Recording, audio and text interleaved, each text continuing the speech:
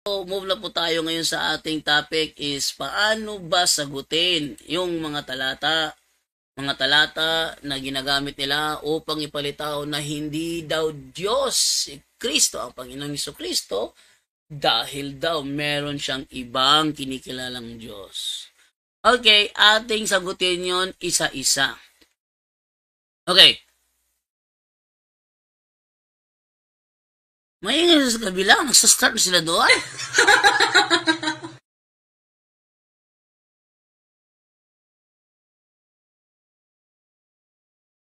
May ingay na sa kabila, nag-start na ba yung office? Saan na ba dito? Time check is 6:41. Ang aga naman nila nasimula doon. Ito. Ano ang kanilang unang batayan? Na si Kristo ay hindi Diyos dahil siya ay tumatawag ng ibang Diyos. Ang kanilang unang batayan dyan, yung sinasabi sa Mateo 27:46. Ha? Anong sabi doon na kanilang ginagamit? Eto. Nang mag-aalas 3 na ng hapon, sumigaw si Jesus, Eli, Eli, lema sabachthani. Nang ibig sabihin, Diyos ko, bakit mo ako pinabayaan? Isa yan sa kanilang paboritong gamitin upang ipalitaw si Kristo ay hindi Diyos kasi tumatawag siya ng ibang Diyos. Ngayon, paano ba natin sagutin ang talatang gaya niyan? Okay, so, paano ba sagutin yan? Unang-una, sabi kasi ni Kristo, eto yung mga talatang gagamitin natin para masagot yan. Sabi mo, ang paggawa niya dyan, yun ay dahil tinutupad niya ang propesiya. Hindi ibig sabihin na hindi siya Diyos, kundi tinutupad niya ang propesiya. Yung sabi niya, Diyos ko, bakit ako pinabayaan? Tinutupad niya ang propesiya nun. Anong propesiya ang tinutupad niya? Ito nga. Wala yung monitor ko rito. Baka natando yung screen ko. Naku. Nawala. Wala nga. Yun. Ang sabi kasi dito sa Mateo 17:5, eto. 5:17 pala. 5:17. Ito sabi ni Kristo. Huwag ninyo akalaing. Sabi niya, ito, isa to sa ginagamit ng mga SDA. Para ipalito na si Kristo tumutupad sa utos na kanilang ginagawa is, ito ang ginagamit nila pero yung konteksto, mali ang pagkagamit. Sabi dito, huwag ninyong akalaing naparito ako upang ipawalang bisa ang kautusan at ang mga propeta. Naparito ako hindi upang ipawalang bisa ang mga yon, kundi upang tuparin. Ano ang tinutukoy ni Kristo rito na propesiya na kailangan niyang tuparin? Ano yung mga kautusan na kailangan niyang tuparin? Sabi ng mga Seventh-day Adventists, yan daw ay ang 10 Commandments. Yung Commandments daw. Ang sagot, hindi yan ang 10 Commandments. Bakit? Ang 10 Commandments ay hindi ginawa para sa mabuting tao. Unang Timoteo 1:9 sabi, alalahanin natin ang kautusan ay hindi ginawa para sa mabubuting tao. So, hindi para sa kanya ang 10 Commandments. Maliban na lang noong siya ipinanganak pa at wala pa siya sa kanyang tamang edad, under siya sa ilalim ng kautusan. Pero nung siya'y dumating na sa tamang edad, hindi na siya under dahil siya ay higit pa sa kautusan. Pero ano yung sinasabi niya sa Mateo 5:17 na kautusan na kailangan niya ito pa rin? Ano yon? Yan ay pinaliwanag pa rin ni Kristo sa Lucas 24:47. 44 pala, sabi ni Kristo. Pagkatapos sinabi niya sa kanila, Ito ang tinutukoy ko nang sabihin ko sa inyo noong kasama pa ninyo ako. Dapat matupad ang lahat ng nasusulat tungkol sa akin sa kautusan ni Moises, sa aklat ng mga awit, at sa aklat ng mga propeta. Anong kautusan yan? Sabihin, yung mga propesiya patungkol sa kanya, yun ang kailangan niyang ganapin. Kasi ang mga propeta ay nagsalita na patungkol sa kanya. Halimbawa, sa kautusan ni Moises, ano yung sabihin na sa kautusan ni Moises? Sa mga aklat na ginawa ni Moises at sa Ten Commandments. Pero yung Ten Commandments kasi hindi yung bahagay sa kanya, kasi hindi yung ginawa para sa kanya, so dito tayo maka-stick sa mga aklat ni Moises. Ano yung kautusan ni Moises na binabanggit ditong tumutukoy sa kanya? Yun ay ang nasa Deuteronomio 18:18. Ganito ang ating mababasa. Kaya mula sa kanila, pipili ako para sa kanila ng isang propetang katulad mo. Ang kausap ito si Moises. Katulad mo, Moises. Sasabihin ko sa kanya ang aking kalooban at siya ang magsasabi nito sa mga tao. Sino mang hindi makinig sa kanya na magsasalita para sa akin ay mananagot sa akin. Ano daw? Sasabihin ko sa kanya ang aking kalooban at siya ang magsasabi nito sa mga tao. Tinupad ba yan ni Kristo? Tinupad niya yan. Ating basahin sa Juan 8:40. Sabi ni Kristo mismo, sinasabi ko lang ang katotohanang narinig ko mula sa Diyos, ngunit pinagsisikapan ninyo akong patayin. Hindi ganoon ang ginawa ni Abraham. So, natupad. Yung kanya tutukoy na Diyos, yung kanyang ama. Sabi nila, tamo, narinig niya mula sa Diyos. Ibig sabihin, hindi siya Diyos. Yan ang kanilang reason dyan. Pero, pag tumawag siya na Diyos sa iba na hindi referring sa kanya, it doesn't mean na hindi siya Diyos. Bakit? Yung ama mismo, tinatawag rin siyang Diyos.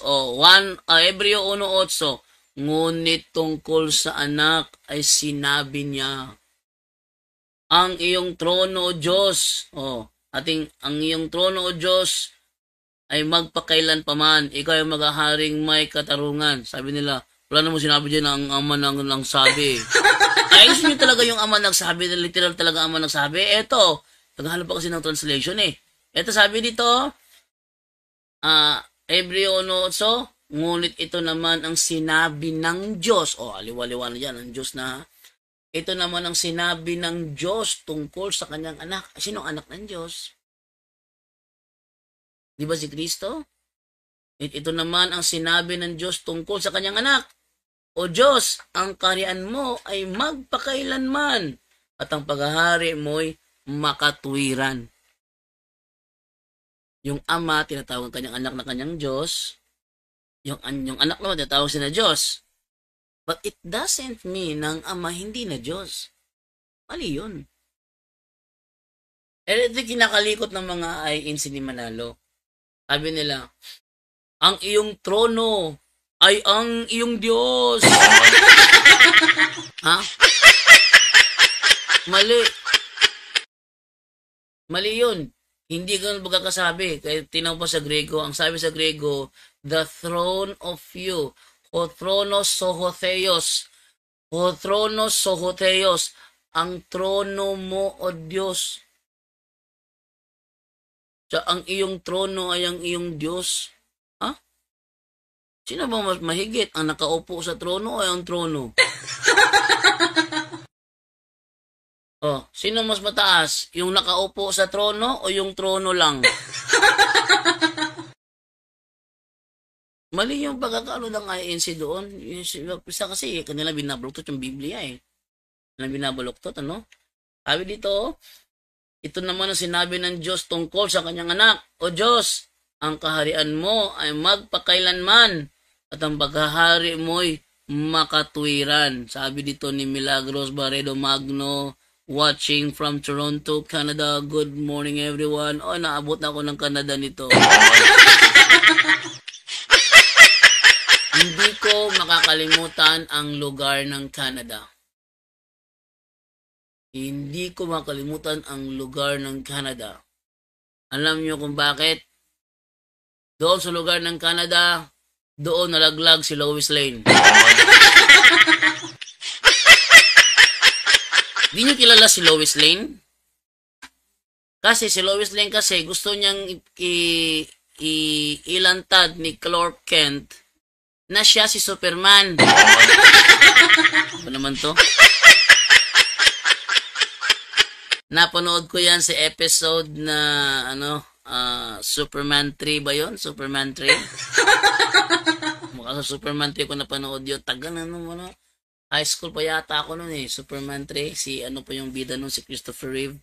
Yung kanyang shota na si Lois Lane, gusto niyang makita na si Clark Kent papalit bilang Superman. So, ang ginawa niya, tumalon siya doon sa doon sa falls na may walang titinginan ng ng walang telescope, Tumalon siya doon.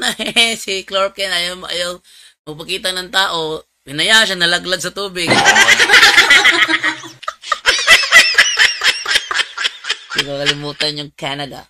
Doon yun sa Canada, sinot yung yung pagkahulog ni Lois Lane doon sa falls, no?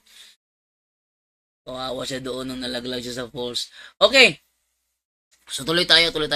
Ayan. So, tinawag siya na Diyos. Ngayon, ang ano naman yung kanyang tinupad sa aklat ng mga propeta? Ay, ang dami. Yung Isaiah 53, tinupad niya yun. Yung Isaiah 9:6, yung mga tungkol sa kanya.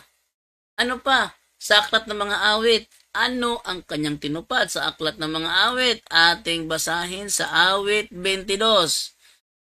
Ito, awit 22. Ano sabi rito? Diyos ko, bakit mo ako pinabayaan? Bakit napakalayo sa pagtulong sa akin at sa mga salita ng aking pag-angal? Oh, ang tanong dito, sa kanya ba nangyari yan? Sa kanya.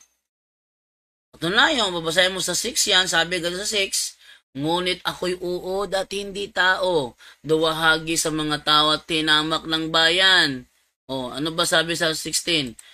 Sapagkat niligid ako ng mga aso, kinulong ako ng pulutong ng mga manggagawa ng masama, binutasan nila ang aking mga kamay at ang aking mga paa. Sana tupad yan. At nangyari ba yan kay David? Binutasan nila ang aking mga kamay at ang aking mga paa. Oh. Then, ano pa sabi sa 18? Hinapak nila ang aking mga kasuutan sa gitna nila at kanilang pinagsapalaran ang aking kasuutan. Oh. Yan ay naganap kay Kristo. Bakit niya sinabi na Diyos ko, bakit mo ako pinabayaan? Yun ba ay pare-pahiwatig na hindi siya ang Diyos? Mali. Yun ay kanyang ginawa para ipakita sa kanila na tinutupad niya ang propesiya patungkol sa kanya. Kaya doon sa John chapter 10 verse 18, ito ang sinabi ni Kristo. John chapter 10 verse 18, sabi niya, walang makakakuha ng aking buhay. Pusa ko itong ibinibigay. Mayroon akong kapangyarihang ibigay ito, at mayroon akong kapangyarihan kunin itong muli. Ang utos na ito'y tinanggap ko mula sa aking Ama. So ang kautosang ginaganap niya nang sabihin niyang ako'y aparito upang tuparin ang kautusan. Hindi yon ang Sabat. Hindi yon. Hindi yon ang Sabat. Hindi yon ang the Ten Commandments. Ang tinutukoy doon yung mga propesiyang gaganapin niya. Yung propesiya patungkol sa kanya, yun ang kautusan na gaganapin ng Panginoong Jesucristo. Kaya nung si Kristo ay namatay doon sa cross, bago siya naputulan ng hininga, ay siya'y sumigaw, "Consumatum est!" Ano yung consumatum est? Natupad na. Ha? Natupad na. Ano natupad na? Yung kanyang gagawin. Kanyang tungkulin. Nagawin ang kautusan ibinigay sa kanya. Natupad na. Consumatum est. Oh. So, yun ang pagsagot sa isang talata, Mateo 27:46. O ano pa ang ibang talatang ginagamit nila? Yun naman tayo sa Juan 20:17. Okay. Ano ba nakalagay doon sa 1:20:17? Sabi ganito, 1:20:17. Ito sabi. Sinabi ni Jesus, "Huwag mo akong hawakan sapagkat hindi pa ako nakakapunta sa Ama. Sa halip, pumunta ka sa aking mga kapatid at sabihin mo sa kanila na aakyat ako sa aking Ama at inyong Ama, sa aking Diyos at inyong Diyos." Ito ba ay pahiwatig na hindi siya Diyos? Hindi. Hindi porket meron siyang ibang kinikilalang Diyos na specifically referring sa Ama niya, it doesn't follow na hindi siya Diyos. Alam niyo kung bakit? Kasi, yung pagsabi niya doon, pinapahiwatig niya na ang kanyang Ama ay Diyos din ng kanyang mga alagad. Kasi siya ang kinikilalang Diyos ng kanyang mga alagad. Katunayan, kung babasahin niya sa Juan 20:28, ganito ang pagkakasabi ni Tomas, Sabi ni Tomas, sumagot si Tomas, "Panginoon ko at Diyos ko." Ano ang sabi ni Kristo? Sinabi sa kanya ni Jesus, "Naniniwala ka na ba dahil nakita mo ako?" Oh. Naniniwala ka na ba dahil nakita mo ako? Sabi nung ni Kristo. Anong sabi ni Tomas? "Panginoon ko at Diyos ko." Paano nangyari yun? Ito kasi yan eh. Ito naman tayo. Kwentuhan na naman tayo. Ganito yan. Nung unang si Kristo nagpakita sa kanila, Kristo nagpakita, di ba, yung mga babae nagpunta doon sa libingan. Nagpunta sa libingan. Sabi ng mga babae, "Ala, tingnan nyo, yung takip naalis na." Sabi naman nung isa, "Ha? Ano kaya nangyari kaya?" So, ginawa nila, nagpunta doon sa loob, sa loob ng libingan. Ala, ito palang loob. Ala! Yung lang, naiwan, yung balabal lang. Nasaan yung paglingon sa tagiliran, may nakaupo lalaki. Kaso maliwanag.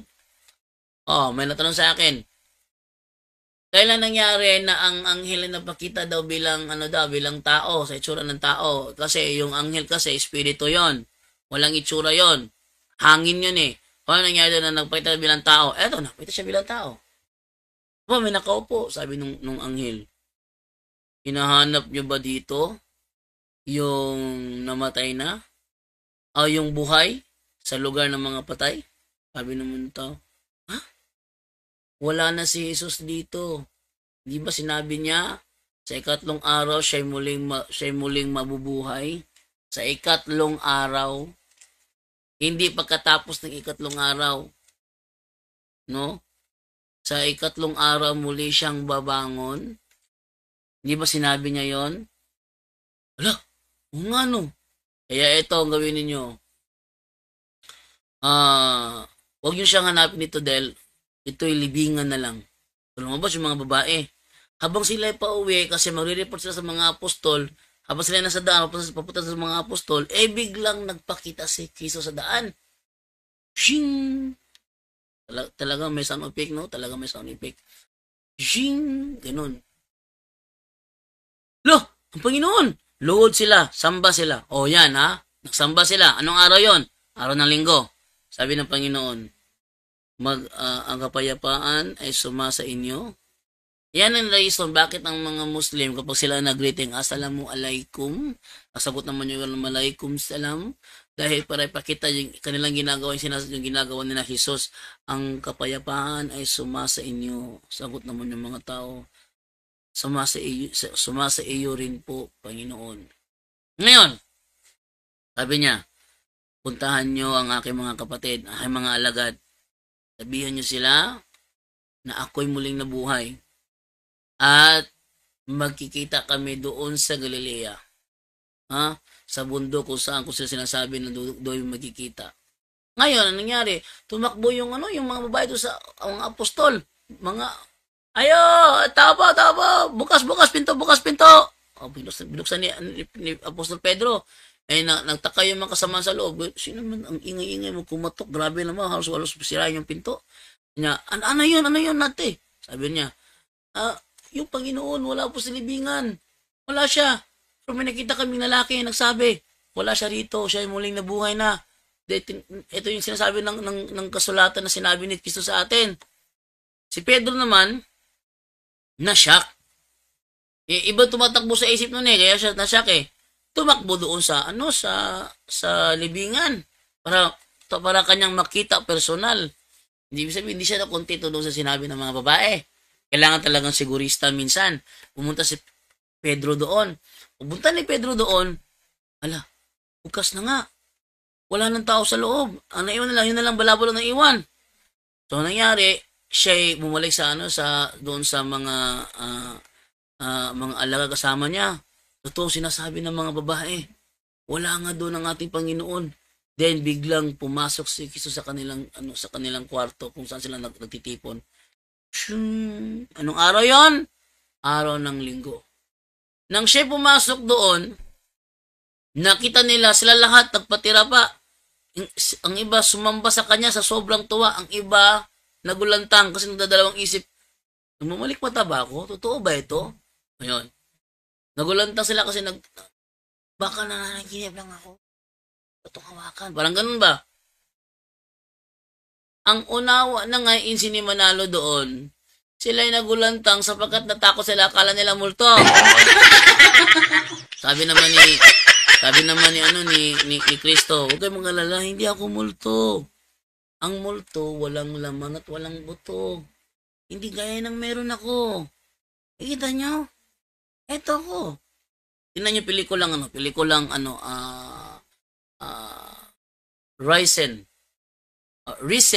Risen na pelikula. Tingnan nyo. Oh. Eto, ako to. Sabi ni Kristo, ako ito. Nung pagpunta niya doon, si Tomas Lacuachero, wala siya doon. Bakit? May nilakad si Tomas. Yan ang sinabi ni Jose B. De Leon, absent si Tomas. Malis sa Panginoon sa Kristo, malis na siya. Pagdating ni Tomas, sabi ng mga alagad, Uy, Tomas, alam mo? Ano yon? Hindi mo alam, no? Hindi ko alam. Talagang hindi mo alam. Ano nga? Ang Panginoon, nagpakita sa amin. Sinamba namin siya ngayong araw na ito. Ngayong linggo. Hindi Sabado. Ngayong linggo, sinamba namin siya. Nagpakita siya sa amin. Anong sabi ni Tomas? Pakita. Sa inyo, nagpakita? Oo, bakit? Di ako niwala. Pati ka naniniwala. Saka na lang ako maniniwala kapag nailagay ko ng daliri ko sa butas ng kanyang mga daanan ng pako sa kanyang mga kamay. Doon ako maniniwala. Pag nagawa ko, pag talaga hawakan ko siya ganun, doon ako maniniwala. Pagkatapos ng isang linggo, di linggo na naman ulit. Kasi linggo nangyari yan Pagkatapos ng isang linggo, di linggo naman ulit. Sa madaling salita, hindi nagpapakita sa Sabado. Hindi nagtitipon ng mga apostol sa Sabado. Ang kanilang pagtitipon ginagawa sa linggo. Maganda to ebidensya to sa mga SDA Nasa tibusin ito sa wait lang ha. Meron sa ko ba nalagay yung sa salamin ko? Kailangan nga.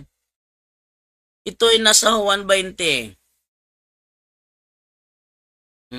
Tingnan natin. 120.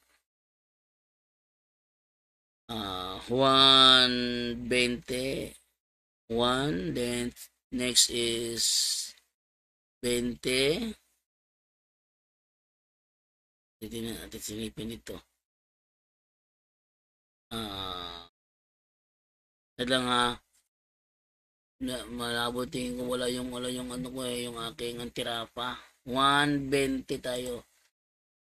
At basahin yung ano yung nangyari sa 120 ha para ano natin. Wait. Simulan ng basa sa 121. Tingnan niyo.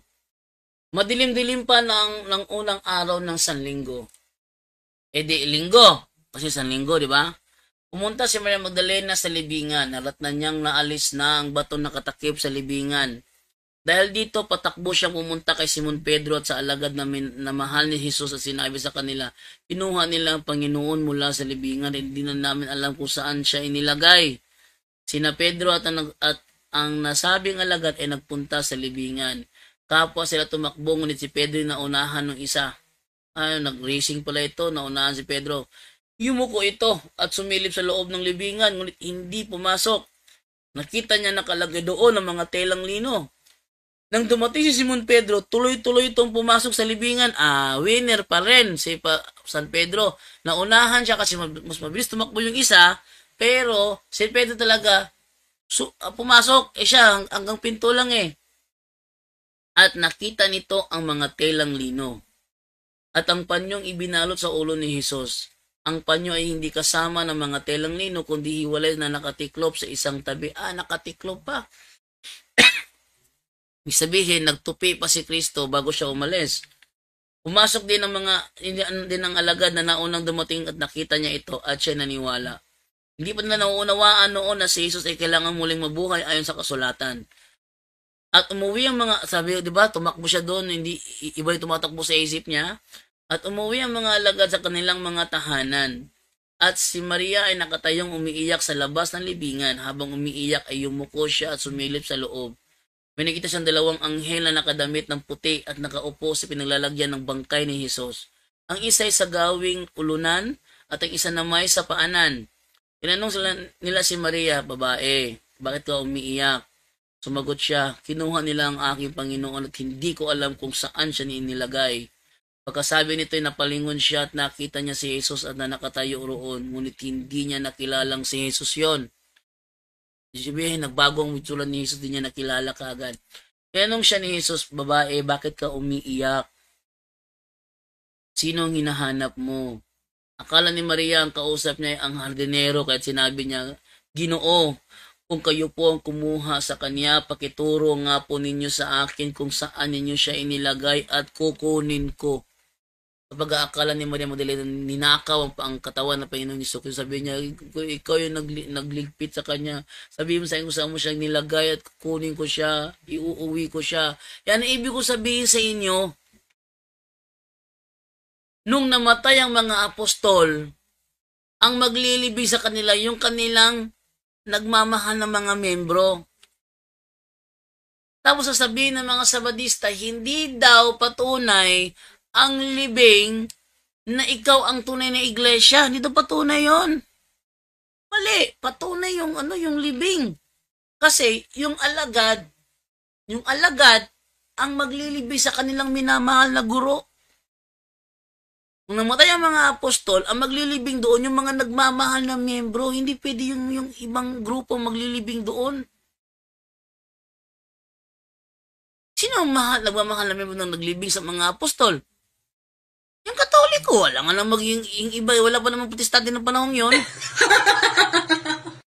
Kung Judaism maglilibing na, itatapon lang yung doon sa doon sa Gihina eh.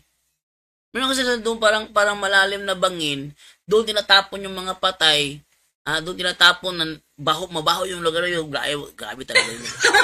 Talaga, hindi ko pa pangarami makapunta doon, no? Kung sakali nandun ako ng panahon yun, hindi ko pa pangarami dumaan doon, sobrang baho ng lugar na yun. Tinatapon lang doon sa tagiliran yung mga patay. Para bang tinatambak lang doon yung mga patay. Yun ang ginagawa ng mga ng mga Romano at ng mga Judaism sa mga napatay sa parusa. So, hindi papayag yung mga alagad na gagawin nila yun sa katawan ng Panginoon. So, kukunin ng mga alagad yun. Kukunin. Di ba, nag-request yung si yung isang nangangalang Jose, nag-request siya na siya ang maglilibing sa katawan ng Panginoong Jesucristo. Ang maglilibing sa kanila yung kanilang mga nagmamahal na membro. Kaya kung ang mga apostol ay nakahimlay sa loob ng simbahang Katoliko, isa lang ang ebidensya na yan ay kaanib sa Iglesia Katolika. Hindi pwede nakukuha ka ng bangkay ng iba kasi kailangan mo ng permiso doon. Nilibing nila. Tinan nyo nangyari kay Kristo. Sinabi ni Maria Magdalena, kung ikaw ang kumuha sa kanyang katawan, sabihin mo sa akin kung saan mo siya niligpit, kukunin ko siya. Hindi ba nag-request sa si Jose, ilibing siya doon sa libingan?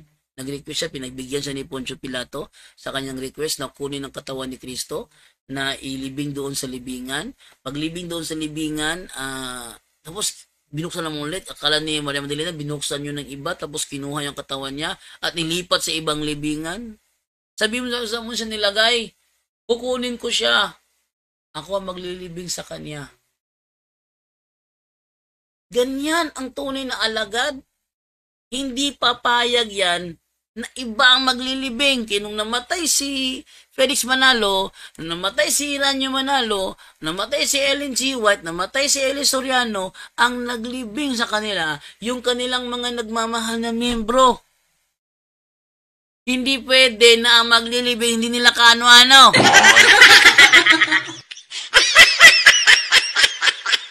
Ngayon, kung nakalibing sa simbahang Katoliko, ang mga apostol, walang ibang membro ang mga apostol kundi ang mga Katoliko. Tapos si Larry Silva kukontra-kontra.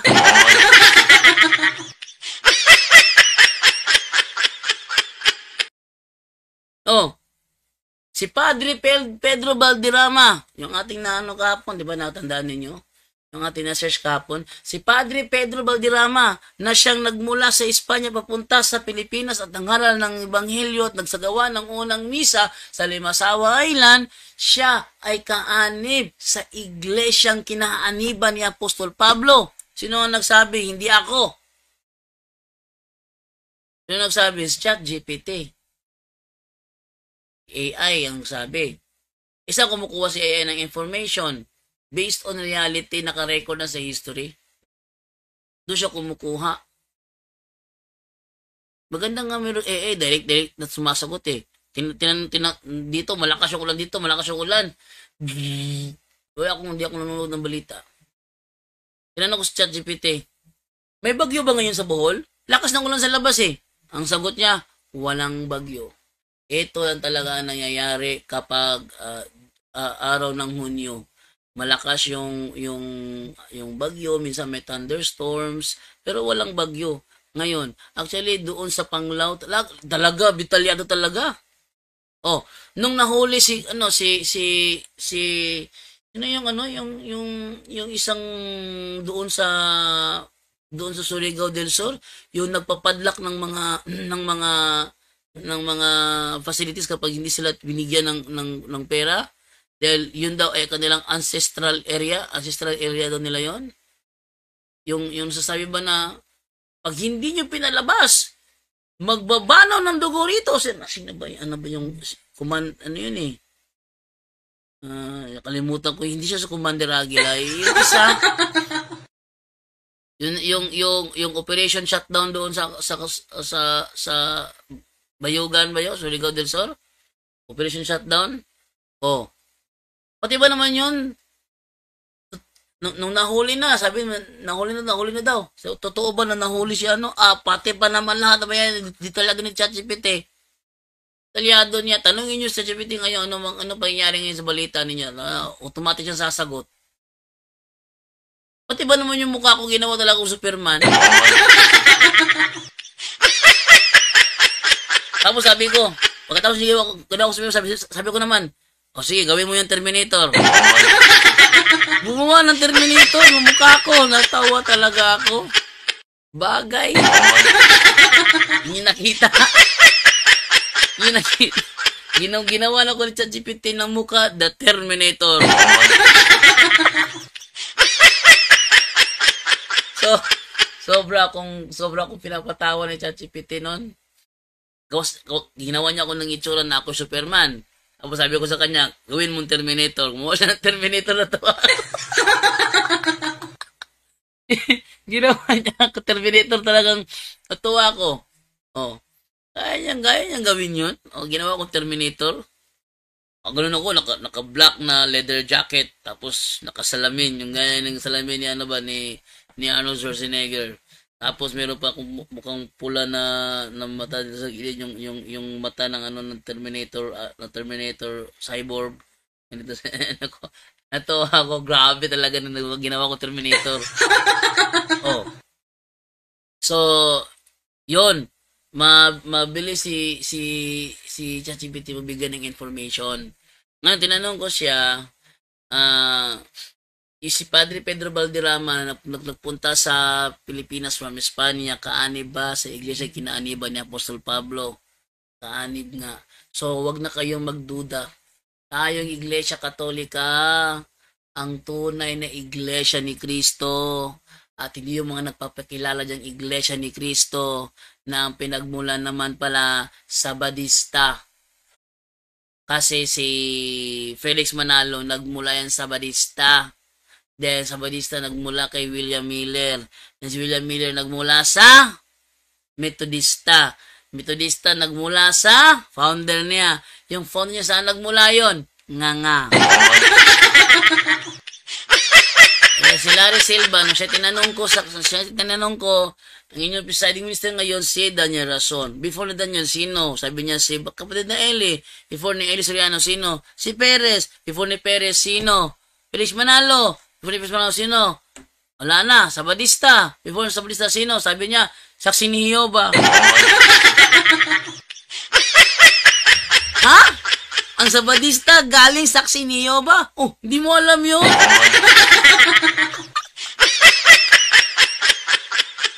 Na-shock ako sa sagot ni kahapon ni Larry Silva. Ang SDA daw galing daw sa saksi ni Jehovah. Ha? Hindi galing saksi ni Jehovah yun. Galing sila sa Millerites. Sa Millerites sila galing. Hindi saksi ni Jehovah. Saan kaya kumuha nung si Larry Silva ng ano tawag dito? Ang SDA daw galing sa saksi ni Jehovah. Natawa ako dun. Yung saksi ni Jehovah founder si Charles Taze Russell, gaya na ng Ellen G. White, galing din siya doon sa kay William Miller. Nung nagkamali si William Miller, pumalpak siya, sinabi niya, darating ang Panginoong Jesucristo, October 22, 1844. Pumalpak siya, nangyari yung The Great Disappointment. Nagsilabasan yung mga membro niya. Hindi ko alam kung may meron pa bang Millerites hanggang ngayon. Hindi ako sure. Ang alam ko lang, nagsilabasan sila Ellen G. White. Kasama sa lumabas si Charles Taze Russell, na siyang founder ng Saksi ni Jehovah. Ibig sabihin, ang SDA hindi dahil Saksi ni Jehovah. Yung sinabi Larry Silva, bunga ng kanyang kamangmangan yun. Doon ako natawa doon sa sinabi niya ni Larry Silva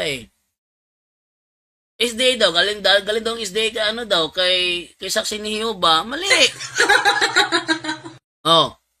So nakahimlay ang mga apostol dahil ang nagmamahal na alagad siya maglilibing. Sabi ni Maria Magdalena, kung hawak mo ang katawan ng aking Panginoon, sabi ko saan mo siya niligpit, sabihin mo sa akin saan mo siya niligpit, ako maglilibing sa kanya. Sabi niya, inilagay at kukunin ko. Sabi ni Maria Magdalena. Anong sagot? Maria, sabi ni Jesus. Umarap siya at kanyang sinabi sa wikang Ebreo, Rabboni! Na ang ibig sabihin, guro. Nakilala siya ni Maria Magdalena. Sabihin niya na, Maria, sabi ni Jesus, nakilala agad siya. bravo ni yung bang feeling na hinahanap mo ang Panginoon mo na akala mo ninakaw, tapos kaharap mo, kinakausap ka, grabe. Kung i-imagine mo yung tuwang nasa puso nila, yung ligaya, hindi mo kaya pantayan yun eh. Ha? Yung ligaya na nasa puso nila, kasama nilang Panginoon. Napanood ko yung pelikulang Risen, yung sundalo na Romano na hinabol ang mga apostol kasi kaniyang pananagutin doon sa kanilang ginawa. Mayroon kasi usapan kasi na napanood yung pelikulang Risen. Napanood nyo yun? Nagsugod na dito? Ang ba na lagi microphone? JC Cross ka bro, JC mga to. Dibati ba? Minaw ra mga to bro. Okay. So, alam niyo na nangyari? Nawala na ako. Okay. So, nung ano doon is, nung napanood ko yung pelikulang Risen, napanood yung pelikulang Risen, magandang Risen eh. Nagtaka yung sundalo kasi sabi kasi nila ninakaw ang katawan ni Kristo sa libingan at pinalilito na muling nabuhay. Talaga hinanting nila si ang Panginoon. Kita ka siya ng reason, wala ka. Makita ka siya ng reason. Lamig ng reason na pinagdalalagi. So, hinanap nila. Nung may nag-tip, nandyan sila sa upper room. Tinan mo. Dyan sa Jerusalem, tinan mo. Nagpulasan ng mga tao kasi doon yung mga sundalo. Nakita nung sundalong yung si Maria Magdalena sa taas, sa upper room. Pagkita niya ng ganun, umakyat siya sa sagdanan. Nakadala ng kanyang espada. Pagbukas siya sa pinto, bukas niya sa pinto na ganun. Nakita niya mga apostol, nagtitipon, may kausap na isang lalaki. Nang nakita niya yung lalaking kausap, nagsasalita, nakaganon talaga, nag-uusap talaga. Nakita niya, yung lalaking kausap ng mga apostol, si Kristo, yun yung nakita niyang pinako sa cross na naputulan ng hininga. Doon siya nagtaka. Kasi ninakaw. Baka sabihin nila na muling nabuhay ang Jesus na yon. Nung nakita talaga niya, talagang muling nabuhay eh. Ano ginawa ng Romanong sundalo? Sabi ni Jesus sa kanya, "Batid, yung espada mo, baba mo yan. Wala kang kalaban dito. Kaming armas dito. Tomas, hawakan mo ang aking kamay. Tingnan mo, ginanyan ni Tomas yung kamay niya. Naniniwala ka na ba? Sabi ni Tomas, Panginoon ko at Diyos ko, naniniwala ka na ba sa akin dahil ako'y nakita mo? Mas mapalad yung yung hindi nakakita sa akin pero naniniwala. Tapos yung sundalo, di niya ano yung isip niya. Gumawa siya ng liham at sinelyohan niya para kung sakaling matunto ng mga Romano sundalo, hindi siya sundan. Sabi niya doon, wag niyo na akong sundan. Wala na akong balak bumalik. Itong total conversion na grabe na nini. Inikilabutan ako doon sa pagkwento ko ng nangyari sa pelikula. Hinanting niya ang mga apostol sa pag-aakalang ninakaw nila ang katawan ng Panginoong Hesukristo, pero nakita niya personal, buhay, si Kristo, nag-ibag-usap sa mga apostol. Umalis sila kasi habang sila nag-uusap, biglang nawala ang Panginoong Hesukristo sa isang patalang. Sabi ni Tomas, asan na siya? Tapos sabi naman ni Pedro, sabi ng Panginoon, ay magpunta sa Galilea, sa bundok na nais tayo magipagkita sa kanya. Tara na. Si Magdalena naman, lumingon doon sa Romanong sundalo. Tapos napaluwa si Maria Magdalena kasi yung ligaya na gusto ko maramdaman ko. Yung gusto ko maramdaman, yung ligayang mayroon sila eh. Sana dumating yung panahon na maramdaman ko yun, no? Ngayon, nangyari, si Thomas tawa ng tawa. Tawa ng tawa si Thomas kasi nakita mo ang Panginoon. Umalis sila. Yung Romanong sundalo sumama sa kanila. Nag-iwan siya ng liham na may selyo niya. Centurion siya ay isang centurion. Centurion siya. Naglagay siya ng liham na may sulat doon. Sabi niya doon sa liham niya, ako ito. Claudius, ang pangalan ng Claudius, sabi niya doon, huwag niyo na akong hanapin pa. Nakita ko ang isang patay na buhay at nagsasalita. Naisipan kong sumama sa kanila. Huwag nyo na akong hanapin bilang, ano sabi niya? Huwag nyo na akong sundan. Ito ay sinasabi ko sa karangalan, hindi ko natanda yung sinabi niya doon. Basta sabi niya doon, huwag nyo na akong sundan, huwag nyo na akong hanapin, hindi na ako magbabalik. Grabing conversion yun. Sinundan talaga niya yung mga apostol doon sa Putang Galilea.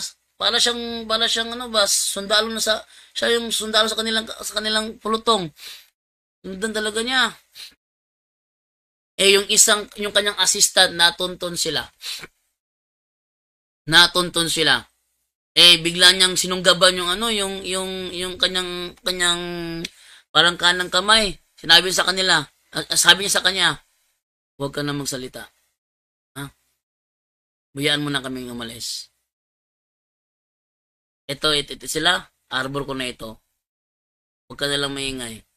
Tapos pinaalis siya na hindi siya nag-iingay. Ngayon, umalis yung sundalo na yon. Hindi na nag-iingay, sabi niya, huwag ka maingay. Hayaan mo ko sa ginagawa ko. Ginagalang mo ko, hayaan mo ko sa ginagawa ko. Umalis ka na lang. Umalis yung sundalo na yon. So sila, tuloy-tuloy doon. Nakausap niya ang Panginoong Hesus. Nung nakausap niya ang Panginoong Hesus, kasi muli napakita si Kristo doon nakausap niya. Alam mo yung feeling na kung ikaw yung sundalo, kausap mo si Kristo, sabi niya, hindi ko alam anong sasabihin ko. Umiiyak ang sundalo. Hindi ko alam kung anong sasabihin ko. Ang alam ko lang, nakita kitang patay na. Ngayon buhay ka. Sabi niya, gusto ko na sila nag-usap ni Kristo at natuwa naman siya. Yung feeling ba na gusto mong makausap ang Panginoon harapan? Na napanood ko yun, anak ko. Grabe ang emosyon ko. Iyak ako ng iyak, grabe. Ayaw nga, naapektuhan ako, naalala ko yun eh. Ngayon, sila ang nasaksihan ng sundalong yun ang mga nangyari. No? Ito ngayon, nung nagpakita si Jesus, nakilala siya ni Maria kasama lang si Maria Magdalena doon eh. Nakita siya ni Maria Magdalena at nakilala siya. Sabi ni Maria Magdalena, Rabboni. Ano po nangyari? Sinabi ni Jesus sa kanya, huwag mo akong hawakan. Kasi hawakan sana siya. Kasi kalahin mo, namimiss siya ni Maria Magdalena kasi sa pag-aakalang wala na siya. Tapos kausap niya, iba'y pakiramdam doon ako. Yung kausap ng Panginoon eh. Iba pakiramdam doon. So, hawakan na sana siya. Sabi niya, wait lang. Time out. Bakit po? Huwag mo muna akong hawakan sapagkat hindi pa ako nakapunta sa Ama. Sa halip, pumunta ka sa aking mga kapatid. Yung kapatid dito, ay mga alagad niya. Hindi yung sinasabi nila na kapatid ng mga Hudyo na hindi naniniwala sa kanya. Ito yung mga alagad niya. Pumunta ka sa aking mga kapatid at sabihin mo sa kanila na aakyat ako sa aking Ama, sa aking Diyos at sa inyong Diyos. Ito ba ay pahiwatig na dinideny ni Kristo na siya ay Diyos? No. Hindi ito pahiwatig na dinideny niya na siya ay Diyos. Yan. So, ano ang reason? Ba't niya sinabi yon? Para malaman ng mga alagad na siya ay pupunta sa Ama. Siya ay pupunta sa kanyang Ama, sa kanyang Diyos at sa Diyos ng mga alagad. It doesn't follow na yon. Pati tanongin si ChatGPT ha. Sabi ng mga ministro ni Manalo na ang 1:20:17 daw, 1:20, wait lang ha, na ang 1:20:17 daw ay nagpapahiwatig na idinideny ni Jesus na siya ay Diyos. Tama ba ang liwanag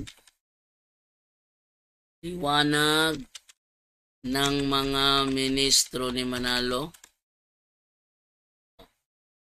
Ano kaya ang sagot? Tignan nyo anong sagot ni ChatGPT ha. Ayun lang nagmamit akong ChatGPT kasi yung kanilang mga reasoning na nababaliwala, no? Nabaliwala ka lang reasoning nila kaya ayaw nila ako magbasa ng ChatGPT. Pero hindi pwede yung hindi ko magbasa dahil ebidensya yan. Wait lang. Using ko muna ito. Talagang makita yan. Yung words talaga, mali na talaga ang words. Okay. Tignan nyo. Ano? Sabi ko dito, sabi ng mga ministro ni Manalo, ang Juan 20:17 daw ay nagpapahiwatig na dinidinay ni Jesus na siya ay Diyos. Tama ba ang paliwanag ng mga ministro ni Manalo? Ang sagot, hindi po tama ang paliwanag ng mga ministro ni Manalo. Straight to the point. Sa Iglesia ni Cristo, na sa 1:17 ay dinidinay daw ni Jesus na ang kanyang pagka-Diyos. Sa katunayan, mali ang interpretasyong ito. Straight to the point. Kaya nga yung mga ministro ni Manalo, mga sinungaling ang mga yan. At hindi ito sang-ayon sa konteksto ng buong ebanghelyo ni San Juan. Straight to the point. Ni sa turo ng unang Kristyanismo. Basahin muna natin ang Juan 20:17. Sinabi sa kanya ni Jesus, huwag mo akong hipuin sapagkat hindi pa ako nakaakyat sa Ama. Tatapwat pumaroon ka sa aking mga kapatid at sabihin mo sa kanila, aakit ako sa aking Ama at inyong Ama at aking Diyos at inyong Diyos. Argumento ng mga ministro ni Manalo, sinasabi nila na dahil na sinabi ni Jesus na aking Diyos, ibig sabihin na hindi siya Diyos kasi paano siya magkakaroon ng Diyos kung siya ay Diyos din. Akalain mo, alam po ni ChatGPT yan.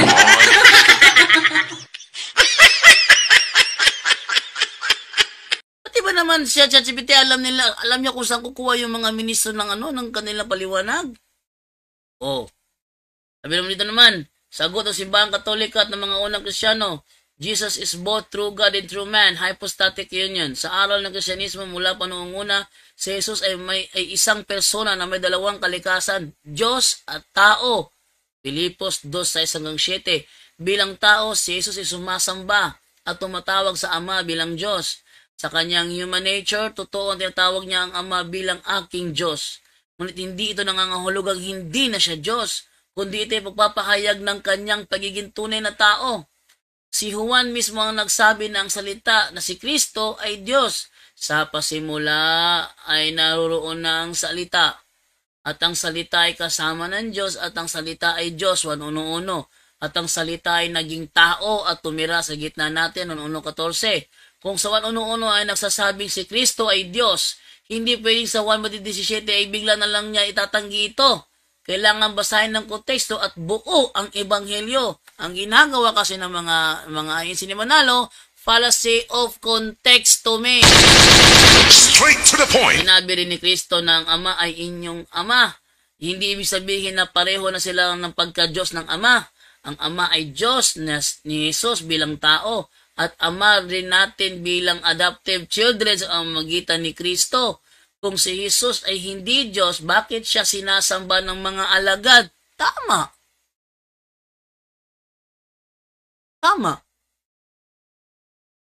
Tama si ChatGPT rito.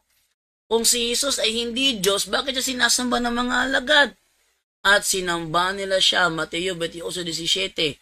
ang aking Panginoon at ang aking Diyos, sabi ni Tomas sa 1:28.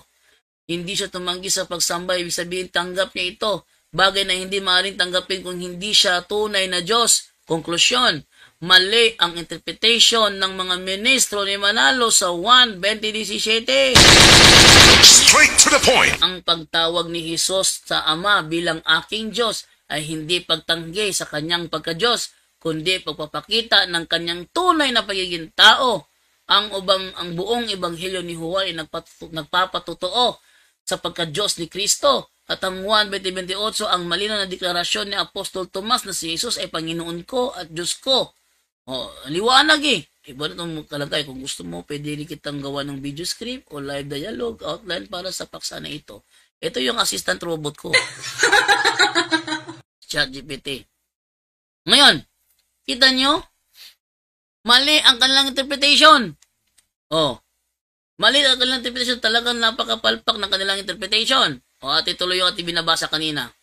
So sabi niya, huwag mo akong hawakan sapagkat hindi pa ako nakapunta sa Ama. It doesn't mean na hindi siya Diyos.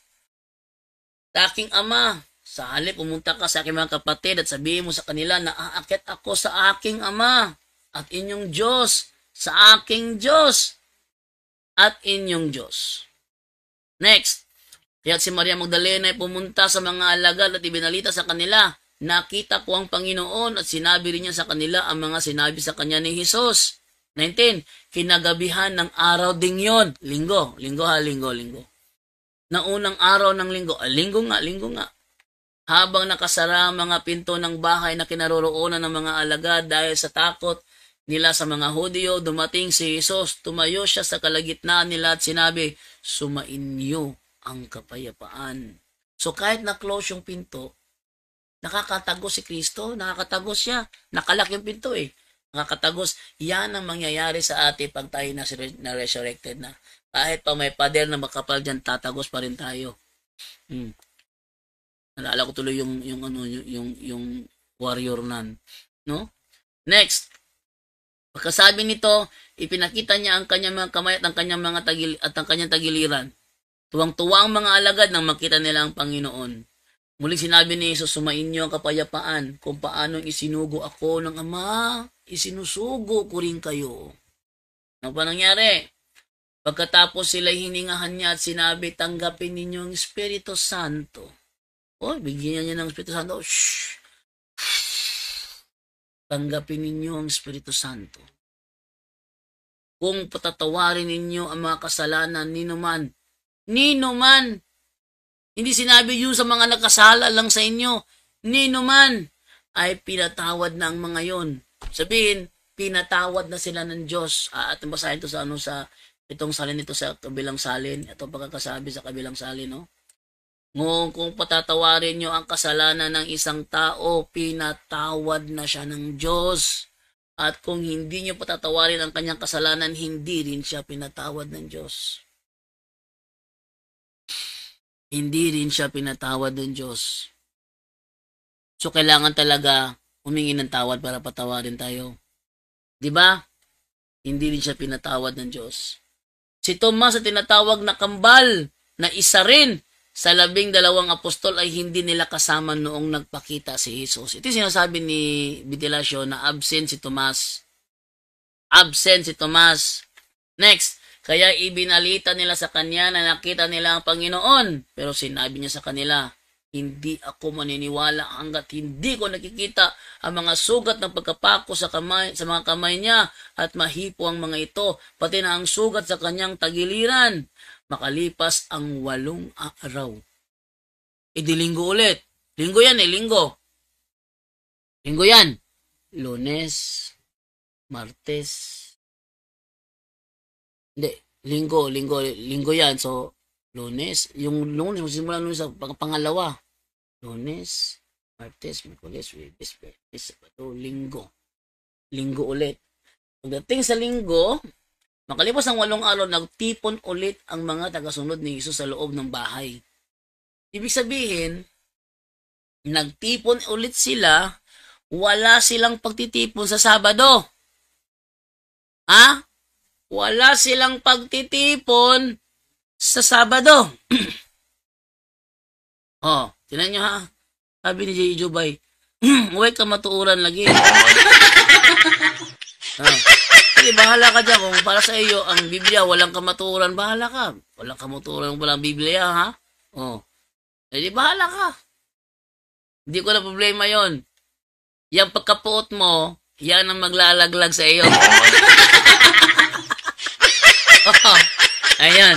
Tuloy tayo.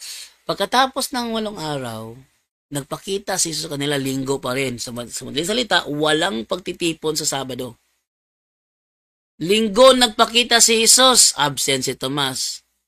At muling nagpakita sa another linggo, hinasan sila ng Sabado. Kanya-kanyang buhay, kanya-kanyang lakad. So walang pagtitipon ang mga apostol sa araw ng Sabado. Walang pagtitipon. Sabi nila, ang mga apostol ay Sabbath keeper, lelang nyo. Sabbath keeper, binagsasabi nito. Sabbath keeper, walang pagtitipon ng mga apostol sa araw ng Sabado. Kaya yung pagpunta ni Pablo sa sinagoga sa araw ng Sabado, hindi ang mga apostol ang kasama niya doon.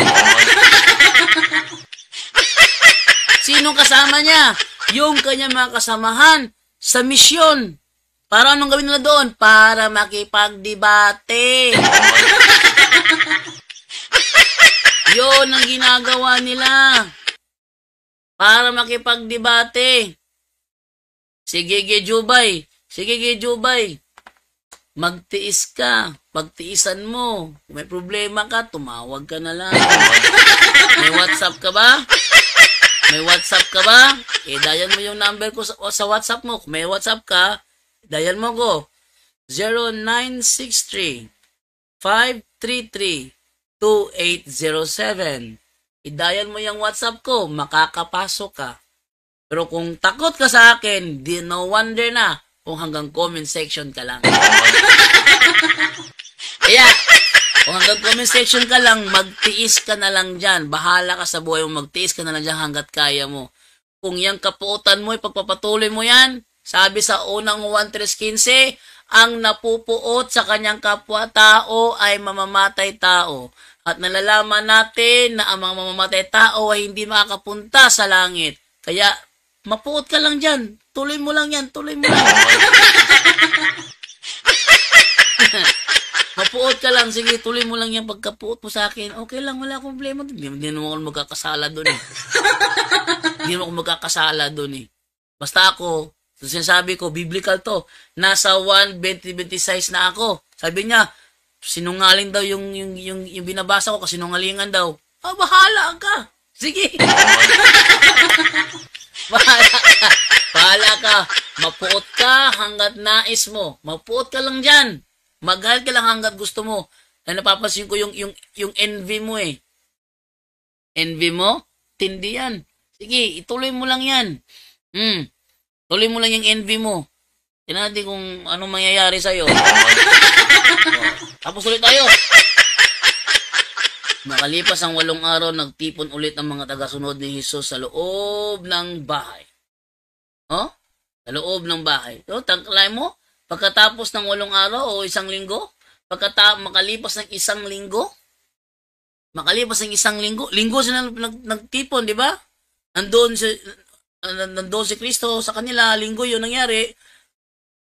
At si Maria Magdalena, and then, absent si Tomas, makalipas ng 1 linggo, di linggo ulit. So, walang putitipon sa Sabado. Muling nagtipon sa loob ng bahay ang mga alagad. Sulod ka? Sige. Dayalin mo yung anak ko. Teka, na-block ba to si na-block ko ba ito si Gigi Jubay? Double check ko nga. Na-block ko yata si Gigi Jubay. Friends ko pala ito. Friends. Friends, paano ko kita ma-message? Wala namang message box sa iyo. Sige, ikaw tumawag sa akin. Friends pala tayo eh. Oh, sige, sige, sige. Sige, Jubay, ikaw tumawag sa messenger ko. Kasi ikaw, wala kang button dito para ma-call kita. Wala kang messenger wala kang message na malabas dito para siyang i-call ko. Sige. Go ahead, Gigi Jubay. Ha? Tawag mo ko sa messenger ko. O di kaya, meron kang ano dyan, meron kang WhatsApp dyan, call me sa WhatsApp number ko. Kung may WhatsApp ka. Papasok ka, di ba? Tingnan natin yung galing mo. At ito lang yung ating bababasa ng ating talata. Sa ngayon, wala ka pang lakas ng loob pumasok, hindi ka gumagawa ng paraan para makapasok ka. Magbukas kaya ako ng Zoom kaya para makapasok itong si Gigi Juba. Sige muna ha.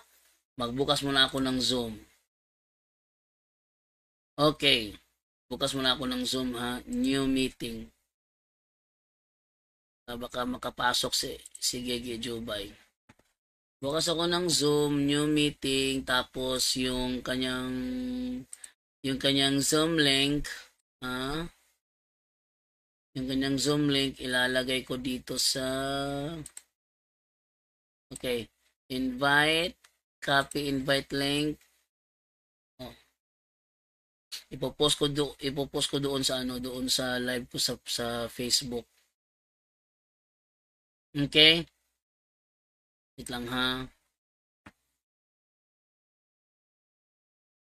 Ating tingnan to. Para makapasok si Zoom link Zoom link sa Facebook. Sige, ating ipost sa Facebook comment natin. Yan. Sige. Gigi Jubay. Nandiyan na sa screen yung yung Zoom link. Masok ka na. Masok ka na. At be alert ako dito kasi baka may pumasok na alien. Sige na. Gigi Jubay, go ahead. Hintayin ko na lang pumasok ka ha. Hintayin ko na lang pumasok ka. Okay. So, dito tayo ulit. Basa tayo ulit sa talata sa Biblia. Ano nangyari? Ito na. Makalipas ang isang linggo. Sabihin, wala silang kutitipon sa araw ng Sabado. Muling nagkatipo sa loob ng bahay ang mga alagad at kasama nila si Tomas. Nakasara ang mga pinto, ngunit pumasok si Jesus at tumayo sa kalagitnaan nila. Sinabi niya, sumainyo ang kapayapaan. At sinabi niya kay Tomas, ilagay mo ang iyong daliri dito at tingnan mo ang aking mga kamay, ilagay mo ang iyong kamay sa aking tagiliran, huwag ka nang mag-alinlangan pa. Sa halip ay maniwala ka. Kasi sabi sa Mateo 17, ang ibang dadalawang isip, ito yung si Tomas yun. Next, sumagot si Tomas, Panginoon ko at Diyos ko. Sinabi sa kanya ni Jesus, naniwala ka na ba dahil nakita mo ako? Pinagpala silang hindi nakakita, gayon may naniniwala. Ayan. Accept mo naman ang friend request namin. Accept mo naman ang mga friend request namin. Sabi ni Ted Espinosa. Nag-friend request ka, bro? Okay. Yung titinanahan, nag-friend request daw sa akin si Ted Espinosa. Tingnan natin. Ted Espinosa.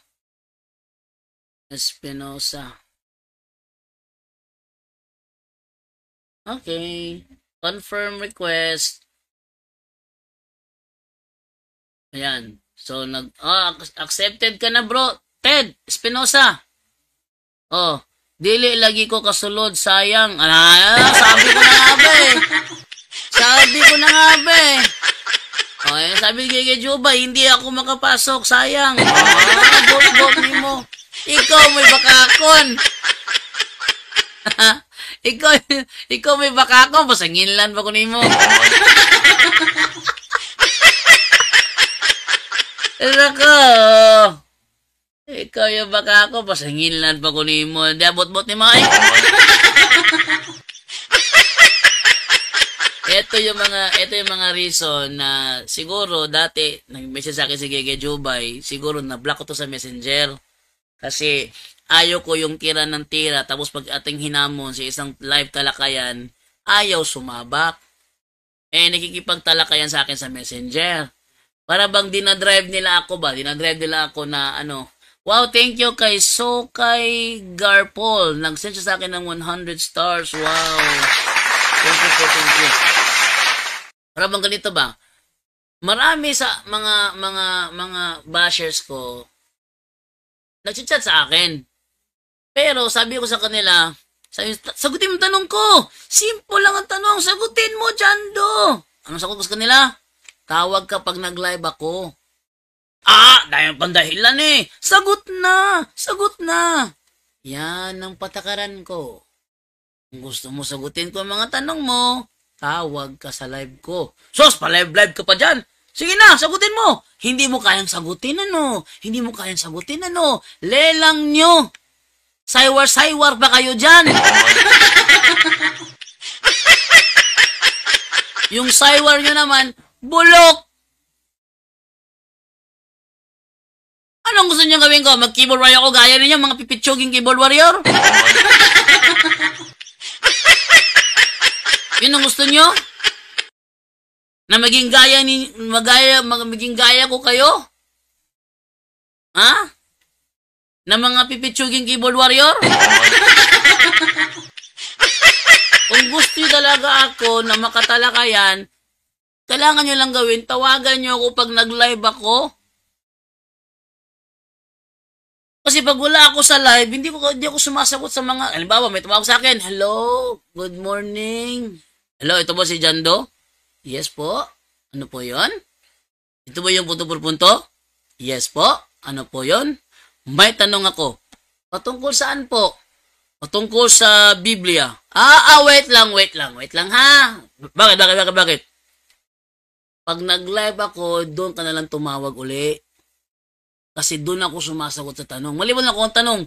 Bujando, saan ba yung ano bang mga prayers na gagamitin natin pag tayo nag-deliverance ng bahay? Yun ang sinasagot ko sa sa call, no? Bujando, ano bang asin ang kailangan namin? Kasi yung asin ko dito kasi iodized salt, pwede ba ito? Yung mga ganon, yun sinasagot ko. Pero kung ang tanong ko ay nasa Biblia, pag ganun nagali, ang alam ko na yan, talakayan na yan, sabihin ko kagad, wait lang. Ano yun? Pag nag-live ako, doon ka tumawag. Dahil hindi ako sumasagot sa call kung hindi ako naka-live. Daan nyo ha? Kailangan naka-live ako. Pag naka-live ako, sasagutin ko yung mga calls ninyo. Sasagutin ko. Ano nangyari? Si Gigi Jubay, isa yan sa mga iniibitahan ko na magipagtalakayan sa akin sa live. Ayaw. Kaya dahil doon, puro chat ng chat ang mga trash talk at ayaw naman magipag-diskusyon sa live, ang ginawa ko, binlock ko siya sa Messenger. Pero yung Facebook niya hindi ko binlock para makita niya lahat ng live ko at mag-umigting sa galit. Kasi hindi niya ako kaya. Tingnan nyo ha. Papasok daw siya kasi alam niya naka-block siya eh. So hindi ko siya makontak kasi naka-block siya yung messenger sa akin. Naka-block siya. Ang ginawa ko, sige. Magbukas ako ng Zoom link. Lagay ko sa comment yung link. Pumasok ka. Anong sabi niya? Ay malas, hindi ako makapasok. Kaya Gege Jubay, magtiis ka na lang dyan hanggat kaya mo. Yan ay isang palatandaan talaga na hindi mo ako kaya. Kahit na anong gawin mo dyan, wala ka talagang panaman. Okay. Tuloy tayo sa ating magbabasa ng ating yan. So ibig sabihin, yung pagsabi ni Kristo na Diyos ko, bakit mo ako pinabayaan? Hindi yung patunay na siya ay hindi Diyos. Yon ay isang palatandaan na tinutupad niya ang propesiya na nagaganap sa awit 22. Yon. Pangalawa, yun namang 1:17, yun ay hindi palatandaan na siya ay Diyos, kundi yun ay palatandaan na siya ay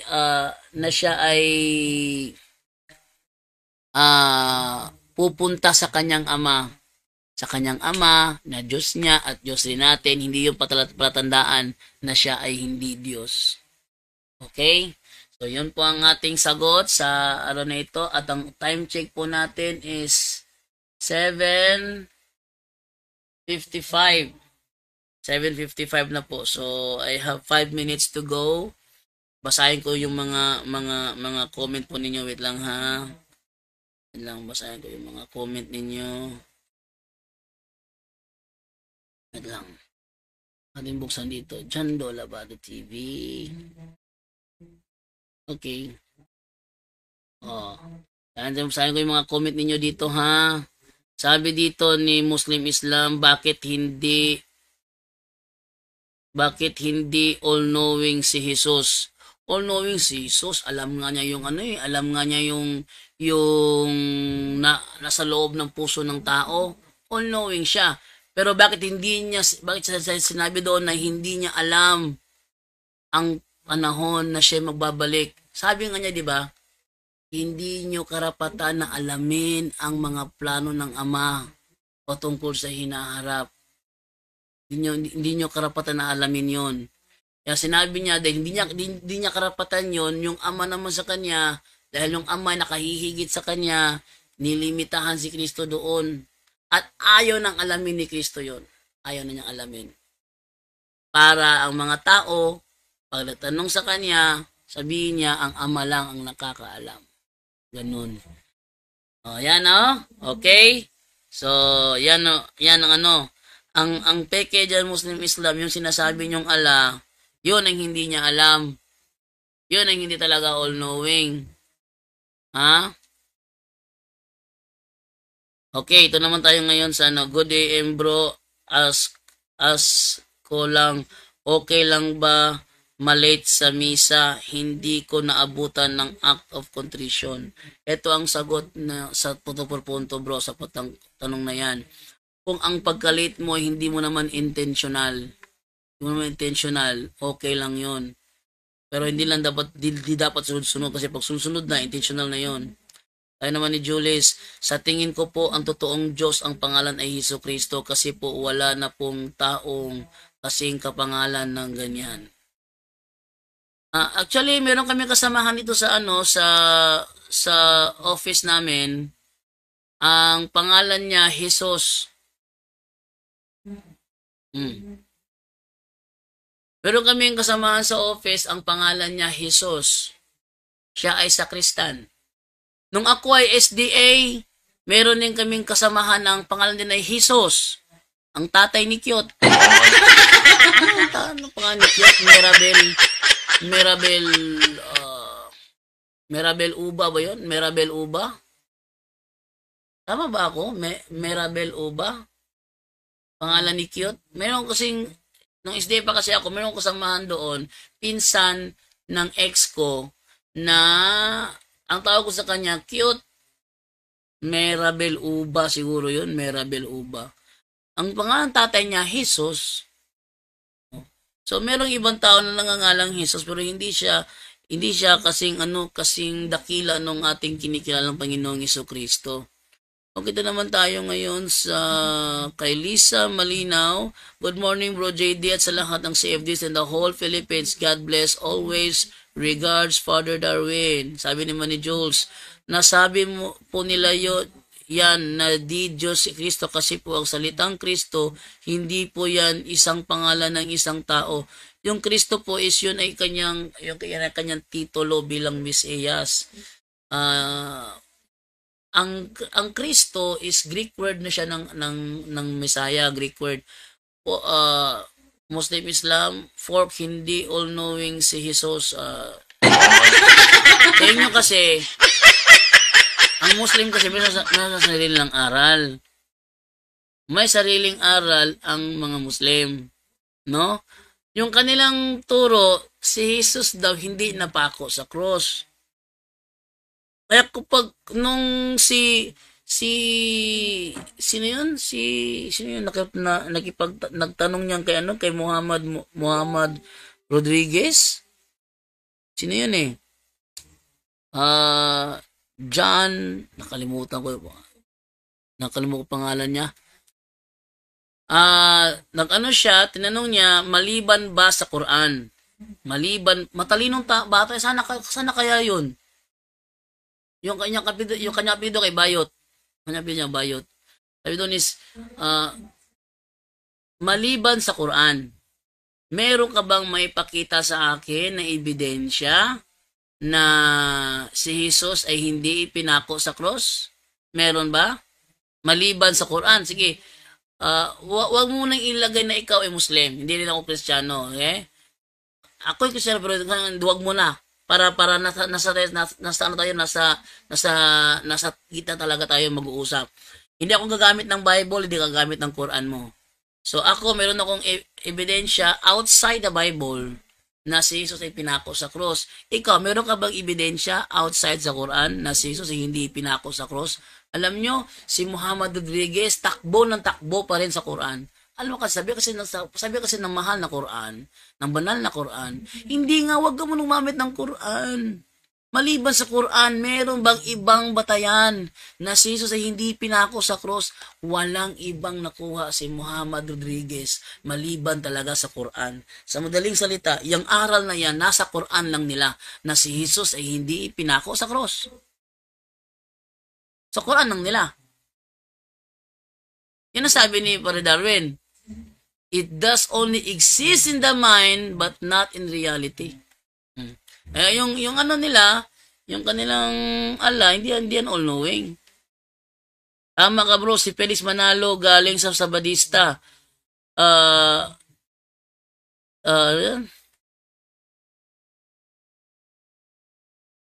Ano bro, malabo ang paningin ko. Tinanan niya ang kanyang asawa na Sabadista kasama niya. Good morning, God bless your channel. 3rd District ng Caloocan. No. Oh. Okay, di logo rin. Wala ni sulod karon kaya ano po mo sulod kay mahumang ko alas 8. Alas 8 na pala tapos na pala ako. Okay. So, maraming salamat po sa inyong panunood at sa aking live ngayon na umaabot tayo sa taginting 126 live viewers. Yan. At sa ating live sa Facebook 17. Sa mga every 6 in the morning, magla-live po ako sa YouTube ko. Pero kailangan ko mag-live sa Facebook para sabihin sa kanila na lipat kayo sa YouTube live ko. Kasi nakikita nyo sa Facebook ko, mukha ko lang. Hindi nyo makita yung mga binabasa ko, mga teksto, mga referensya, yung mga katalakayan ko, din nyo nakikita kung nasa Facebook lang kayo. Pero dahil very ang Facebook, kaya kailangan ko rin mag-live sa Facebook para sabihin lang sa inyo, watch my YouTube live. Link on description. Nasa description yung link ng YouTube live ko. Kaya kapag nakita nyo yung YouTube live ko, doon nyo makita yung mga pinapakita ko, mga verses ng Bible, mga sitas, mga referensya, doon nyo makikita. So maraming salamat po at kailangan ko na magpaalam. Babay na po sa inyo. Bukas ng umaga! Ang ating namang topic bukas ng umaga ay alang sa hari, ito ko siyang namatay. Saan to? Ha? Mukha ka de, magigkuha ni kang nagdialogo niya, imong ikuha na ko, ako yung mamudirit ninyong duha. Ayaw nang kuan, ayaw nang dili mo sukol nimo, kanang sukol nimo. Tapos to lang, hindi sino. Di, apel ka sa Facebook, ya ka ng mga dialogo sa Facebook, apel ka na. Okay, mga group man. Ha? Okay, group. Okay, mga group? Sulay, hagit si, butlay. May topic. Ha? Ang matod-an ni butlay, nga mas una ang Biblia sa iglesia. Kunta ka si butlay, kalabwak ko lang sa Facebook ni butlay, kabulo ka. Kistuhan ng isog. Sige ba siya live? Sige po na siya ko eh. Kistuhan ng isog. Kristuhan ng isog. Sige na po, gusto may topic o Diyos ba? Pamatadaan nga ang Romano kung tali ko nagsimbag Diyos. Pwede. Kira, sago ko.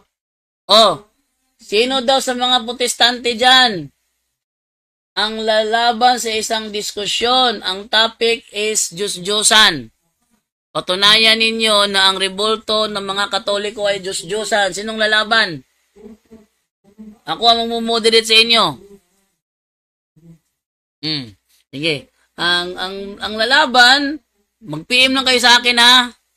Mag-PM kayo sa aking Facebook account na Brad Jando Alabado. PM kayo sa akin sa mga gusto makipag-diskusyon. Patutunayan ninyo na ang imahe ng mga Katoliko ay Diyos-Diyosan. Ang magkikipag-dialogo ay si Brother John Paul. Ako dili. Dili ako. O yun. Kayo magkikipag-diskusyon sa inyo. Sa mga papayag lang ha. Comment na kayo sa, comment na nun. Mag-PM kayo sa akin at maano natin yan. Doon naman kay Ted, Brother Ted, inaccept ko na yung ang hindi gumagalang sa ina ni Jesus Christ ay kalaban ng babae na si Mother Mary. John 3:15, sabi ni Elpidio Estrada, Acosar. Ang totoong Jesus Christ ay may ina ng Diyos na ina ng Diyos na si Jesus Christ. Ha? Nakakalito yung comment mo, bro. Dito ako. Pero dyan daw, magandang umaga. Next year na lang ako punta dyan kasi wala pa si Father Darwin. Salamat. Wala pa Father Darwin pala. O, di next year. Okay, kita sa'yo, bro. Next year, bro. Next year. Oh. Babay na ako, Brother Jando. Magandang umaga, Brother. Bro, pangitay ko ka dialogue. Ha. Pwede. No? So, time na po tayo. Paalam na po ako sa inyo lahat. And to make His message known is our responsibility. So here we are to pledge our lives to the Lord of eternity. I am Catholic, I am alive, I am the gospel, I am the light. I am Catholic, I am alive, I